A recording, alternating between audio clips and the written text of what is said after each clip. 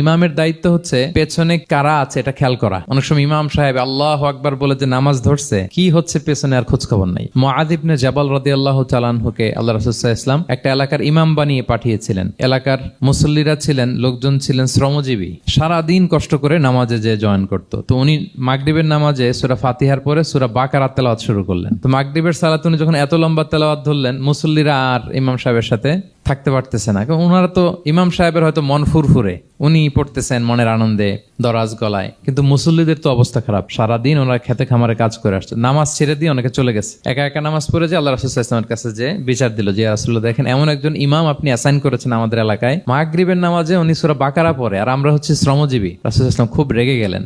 মুআয ইবনে জাবালকে ডেকে বললেন, তুমি কি সমাজে ফিতনা ছড়াচ্ছ? তুমি জানো না এরা কারা? তোমার কি সূরা ওয়াদ-দুহা ওয়াল-লাইলি ইযা সাজা মুখস্থ নাই? তোমার কি ওয়াশ-শামসি ওয়া-দুহাহা এটা মুখস্থ নাই? তোমার কি সাব্বিহিসমা রাব্বিকাল আ'লা এই সূরাগুলো তোমার জানা নাই? উনি বললেন জানা আছে। তো এগুলো রেখে দিয়ে মাগরিবের নামাজে কেন সূরা বাকারা ধরলা?